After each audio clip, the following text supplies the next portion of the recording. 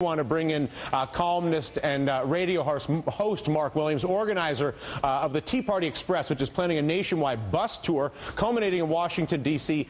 on tax day. Mark, how do you draw the bright line between the very admirable and understandable principles that are advocated by so many in the Tea Party as it pertains to a constitutional definition of the democracy, separation of things like banking and investing, churches, go to all these things, and those who would choose a more radicalized view or a racist view and hide, if you will, inside of the Tea Party umbrella? Well, that's real simple. There's wingnuts and there's normal people.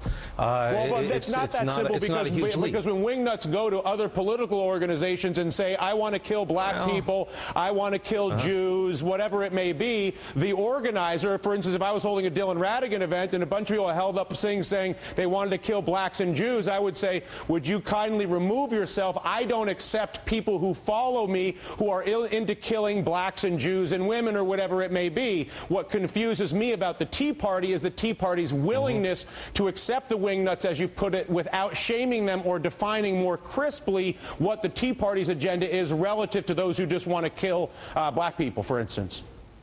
So that's our fault that they're nuts? No, it's not. It's your fault that you haven't shamed them, Mark. It is your fault, unlike the Democrats or the Republicans or any other political group. So you're saying you accept racists and Nazis, Mark? Is that what you're saying? Question.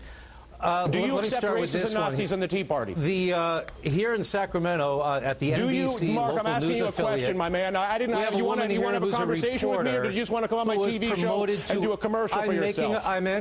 I'm answering the question. We have a woman here on a local NBC affiliate who, after an anti-Semitic rant at Sac State, was promoted from reporter to anchor. Does that make NBC? Does that make you an anti-Semitic organization? Hey, Mark, do I run NBC? Are you a guest on my show? Do you have any intention of answering any of my questions? Racism. Let me ask you a question, Mark. Because I don't want to continue with this. You're wasting valuable oxygen. Can we please cut off this man's microphone? He has no interest in answering my questions. Mark, a pleasure. Okay, actually, not really a pleasure. It was offensive. You're offensive. Your treatment of my show as a vehicle to spread your propaganda, ignore my questions, offensive, and an indication of what is wrong with the dialogue in this country, period. Not to mention a group that would accept Nazis and racists. Coming up.